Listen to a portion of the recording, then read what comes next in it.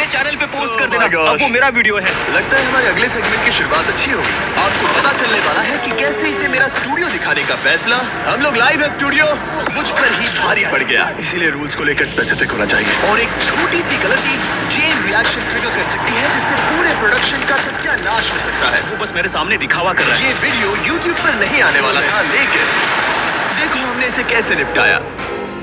अपनी आंखों की पट्टी हटाओ। मैंने 100 कंटेस्टेंट्स को यहाँ ट्रैप किया है। आपको स्पाइक से बच के यहाँ से निकलना होगा वरना एलिमिनेट हो जाओगी। Good luck. तो गेम टाइम आ गया। संभल कर चलना, ओके? बस ये छोटी कॉम्बो लाइन, जब तक मैं ना कहूँ अपना ब्लाइंड फोल्ड मत खोलना। ये बता पाना मुश्किल है कि ऐसी वीडियोस बनाने में कितना दिमाग खर्च होता है। तुमने अपना ब्लाइंड फोल्ड ठीक से लगाया ना? ओके। नोलन की वजह से भी। कैसा लग रहा है दोस्तों? आप लोग बहुत अच्छे हैं। आपको हथकड़ी से बांधने के लिए माफी चाहूंगा। अभी सब समझ जाओगे। हम एक प्रैक्टिस इंट्रो करेंगे। इतने बड़े वीडियो में किसी भी एक्सीडेंट के असर से पूरा प्रोडक्शन हिल सकता है। अनफॉर्चुनेटली शूट के कुछ दिन पहले मैंने अपने दोस्त स्पीड को स्टूडियो दिखाते समय एक छोटी सी गलती कर दी। ये अपकमिंग वीडियोस के सेट हैं। सच कहूं तो मेरे ख्याल से ये प्रोटोटाइप है, फाइनल वाले नहीं है। मैंने इसे स्पीड की स्ट्रीम पर दिखा दिया, जो कि बहुत बड़ी गलती थी। मुझे थोड़ा केयरफुल होना चाहिए था। उन्हें एक पजल सॉल्व करना है, वो भी ये सीलिंग नीचे आने से पहले। सही है ना? अगर किसी एक कंटेस्टेंट ने भी ये ट्रैप स्ट्रीम पर देखा है तो बाकी सब कंटेस्टेंट्स को इसे देखने का बराबर मौका मिलना चाहिए। अपनी पट्टियां हटा दो। तो हमने एक रिहर्सल किया और सारे कंटेस्टेंट्स को मौका दिया कि चैलेंज शुरू होने से पहले वो इस पजल को अच्छे से देख ले। लेकिन अब भी एक प्रॉब्लम थी। वहाँ 45 सेकंड्स लगते हैं। 30 तक आ सकते हैं। 35? ये फर्स्ट ट्रैप हमारे 2/3 कंटेस्टेंट्स यानी 66 प्लेयर्स को 45 सेकंड्स के अंदर बाहर करने के लिए डिजाइन किया गया था, जिससे कि सिर्फ 34 प्लेयर्स ही आगे बढ़ पाएंगे। अगर वो 45 सेकंड्स में जीत जाते हैं तो उन्हें मिलेंगे 1 लाख। टारगेट्स को पाने के लिए हम लिटरली अपने स्टाफ से एक के बाद एक टेस्ट करवाते हैं। लेकिन वो सारे टेस्ट बेकार गए क्योंकि सबको एक झलक मिल गई थी। इसीलिए हमने 45 सेकंड्स के बजाय 35 सेकंड्स में सीलिंग को नीचे लाने का फैसला कर लिया। अब चलो चैलेंज शुरू करते हैं। उम्मीद है सब अच्छा होगा। सब लोगों की पट्टियां हटा दो। मैंने इन 100 लोगों को दुनिया के सबसे खतरनाक कमरे में फंसा दिया है। सीलिंग नीचे करो। देखते हैं कौन कौन एलिमिनेशन से बच पाता है। सीलिंग नीचे आ रही है। हमने फर्स्ट ट्रैप के साथ एक मेजर प्रॉब्लम सॉल्व कर ली थी। Classic mister beast. आप वहाँ क्या काम कर रहे हैं? स्पीड के साथ हुए इंसिडेंट के कुछ रिजल्ट्स हमें आने वाले चैलेंजेस में दिखे और आप देखेंगे कि हमने कैसे उन चैलेंजेस को बनाए रखा। उसे सर के पीछे लगा के पीछे चलो, इस तरफ चलो। और किस तरह हमने दुनिया के सबसे बड़े चैलेंजेस को एग्जीक्यूट किया। क्या लगता है हमारा पेंटबॉल गेम कब होगा? 8:30। कितने लोग बाहर निकले? अच्छा, एग्जिट के और भी एंगल्स है क्या? वैसे तो सिर्फ 30 से 40 लोग ही स्पाइक रूम ट्रैप से बचने चाहिए थे, लेकिन 51 लोग अगले चैलेंज के लिए एडवांस हुए। ये तो बहुत है। नेक्स्ट गेम बहुत ब्रूटल है। क्या हम 50 लोग को सरीना में फिट कर पाएंगे? अगर नहीं तो बहुत गड़बड़ हो जाएगी। दिखाओ उन्होंने क्या पहना है? वो बस पूरा व्हाइट है। उनके पास कंप्रेशन पैड, शर्ट और पैंट भी है, राइट? हाँ, अंदर है। कुछ फील तो नहीं होगा? मेरे ख्याल से हमें भी शायद कुछ और एक्स्ट्रास चाहिए होंगे। किसी को पहनाओ ताकि दिखे कैसा लुक आ रहा है। मुझे पेंटबॉल शूट करने के लिए कुछ भरोसेमंद लोग ठीक चाहिए। है। मैं हमेशा अपनी टीम को क्रेडिट देता हूँ जहाँ देना चाहिए। 3, 2, 1, go! हम इन चीजों को हमेशा हर स्टेप पर टेस्ट करते रहते हैं। मुझे कुछ फील नहीं हुआ। मुझे डायरेक्ट लगा पर चोट नहीं लगी। ऐसा लगा जैसे कोई टच करके गया। पर पेंटबॉल गन्स मजाक नहीं होते। मेरे दोस्तों को हेलो कहो। इस चैलेंज से कुछ वीक्स पहले हमारी टीम वाटर के लाइव स्ट्रीम पर मैंने 3 शॉट लिए, सिर्फ एक बोला था। सच कहूँ तो ये क्या था? बहुत दर्द हुआ। स्ट्रीमिंग गेम में तुम्हारा स्वागत है। सीधा मेरी नस पे लगा। लगता तो है ना? चोट लगी क्या? डंक जैसा लगेगा लेकिन एड्रेनलिन संभाल लेगा। मेरे ख्याल से ऐसा होना चाहिए, लेकिन असलियत में तो ऐसा कुछ होगा। ये बहुत एग्रेसिव है। हम ऐसे शूट नहीं कर सकते। हो सकता है कि 6 लोग किसी एक पर ही हमला करें और उसे 10 या 15 बार हिट हो जाए। अगर किसी को 3 पेंटबॉल्स लगी और 3 हफ्तों बाद भी उसकी चोट के निशान नहीं गए तो मैं क्विट करूंगा। मैं नहीं चाहता किसी को चोट लगे। थोड़े एडजस्टमेंट्स के बाद हमने सभी पेंटबॉल गन्स की इंटेंसिटी कम कर दी। अब सिर्फ एक चीज बाकी रह गई थी। ओह बॉय, 51 बाकी है। सिर्फ 20 आगे जाएंगे। बाकी 31 एलिमिनेट हो जाएंगे। हाथ उठाओ। मैं समझ जाऊंगा कि सबको रूल्स अच्छे से पता है और किसी को कोई प्रॉब्लम नहीं है। स्वागत है दूसरे ट्रैप में। सब लोग अंदर आ जाओ, अंदर आ जाओ।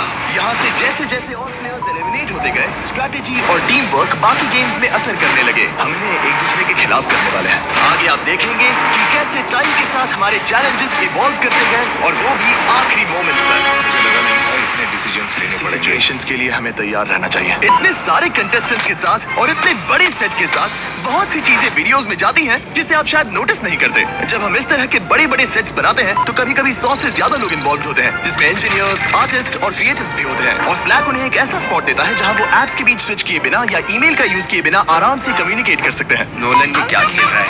गुड वॉचिंग को देखो। सच में ये लाइट कितनी ब्राइट है। हाँ, पता नहीं पकड़ेगा या नहीं। मुझे नहीं लगता उस लगभग 30 साल का है।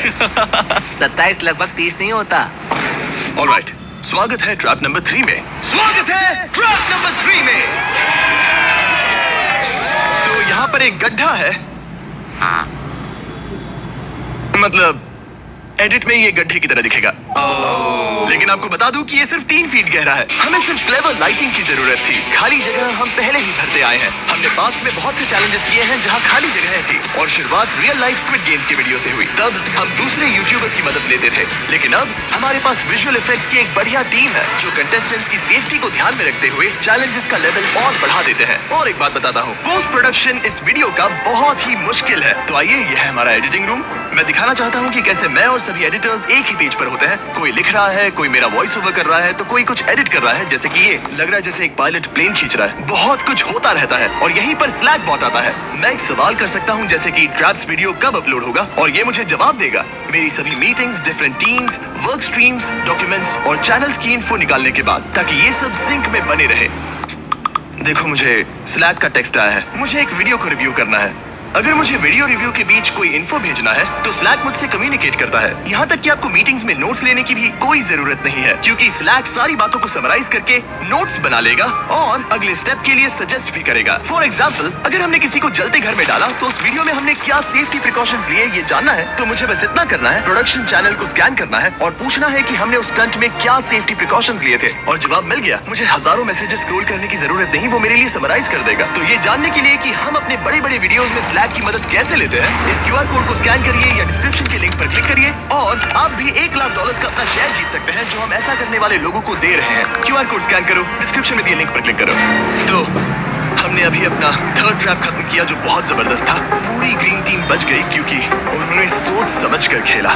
पूरी ऑरेंज टीम हार गई, जो कि मजेदार है। आपको पता भी नहीं चलेगा, लेकिन इसमें लेयर्स हैं, डेप्थ है और स्ट्रेटजीज भी। लेकिन इस तरह के लेवल के अपने भी इश्यूज होते हैं, और अगले ट्रैप के लिए मैं बिल्कुल भी तैयार नहीं था। इसीलिए हमें रूल्स को लेकर और स्पेसिफिक होना चाहिए। शायद हमें दोबारा करना होगा। हम लोग पहली बार यहाँ पर हैं और आंखों पर कोई पट्टी भी नहीं है, इसीलिए मजा आ रहा है। जैसा कि आपने मेन चैनल के वीडियो पर देखा, मैंने रूल समझाने के बजाय वॉइस से करवा कर दिखाया। रह गया। पर अब जब पलट कर देखता हूँ तो वो बहुत ही बेकार आइडिया था, क्योंकि उसने सब कुछ खराब कर दिया। वैसे तो हमारे ट्रैप्स बहुत सारी टेस्टिंग और डिफरेंट चेंजेस से गुजरते हैं, लेकिन अगर आप कंटेस्टेंट्स को नहीं बता सकते कि ये कैसे खेला जाता है, तो पक्का कुछ ना कुछ गड़बड़ होनी ही है।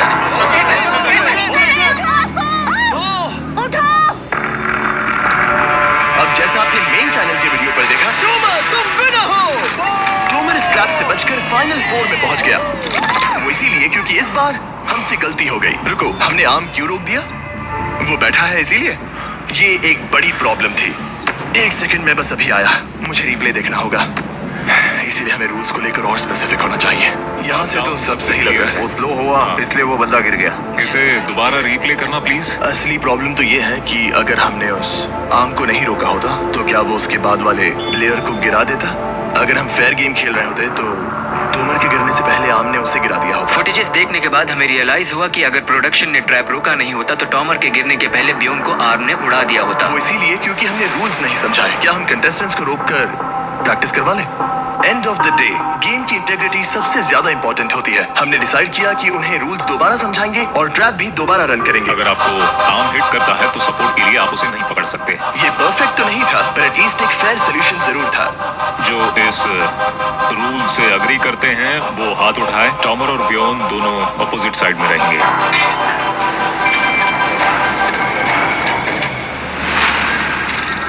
ऑलराइट, तो फाइनल ट्रैप का टाइम आ गया है। मैं बता नहीं सकता क्योंकि उन्हें नहीं पता वो क्या है, तो फ्यूचर में समझाओ इन्हें। ये एक सिंपल चैलेंज था। हर प्लेयर के सामने 3 ग्लास के हार्ट्स थे और सबके पास चांस था कि वो जिसका भी हार्ट चाहे उसे कैरन बॉल से शूट करें। जैसे ही किसी एक प्लेयर के तीनों हाथ टूट जाएंगे वो एलिमिनेट हो जाएगा। बहुत मजा आया। जो लास्ट प्लेयर था उसने $1 लाख की ट्रॉफी जीत ली, लेकिन हमारे ज्यादातर चैलेंजेस की तरह इसे भी कई महीनों की प्लानिंग लगी। 10 वर्जन से फिल्टर होना पड़ा और महीनों के ब्लूप्रिंट्स और आइडियाज के बाद इस फाइनल सेट को मेरी जबरदस्त प्रोडक्शन टीम और मैंने मिलकर तैयार किया है। हाँ, गुड जॉब फ्यूचर मी, बहुत मजा आएगा। देखते हैं क्या होता है। कैसे डिसाइड करेंगे कि कौन पहले जाएगा? वेल हम टोमो से स्टार्ट करेंगे क्योंकि वो round 1 winner, round 2 winner, round 3 winner, round 4 winner है। हम मेन चैनल वीडियो में कैरामल प्रमोट कर रहे हैं, उन्हें ट्राई करने देना चाहिए। ऑलराइट कंटेस्टेंट्स, कैसा लग रहा है वहाँ? ग्रेट। ओके, हम बस स्टार्ट करने ही वाले हैं। मुझे पता है हम लेट हो गए हैं, लेकिन यही वीडियो का मेन पॉइंट है।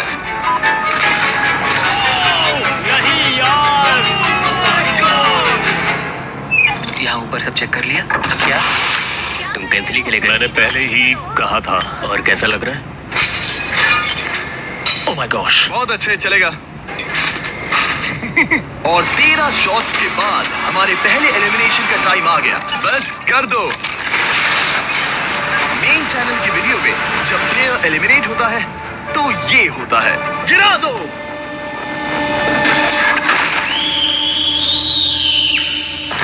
ओके, बेली अब तुम्हारी बारी। सबको शायद लगे कि प्लेयर बहुत ही ऊंचाई से नीचे गिर रहा होगा, पर असलियत में कुछ ऐसा होता है। और जोसेफ की तरह ही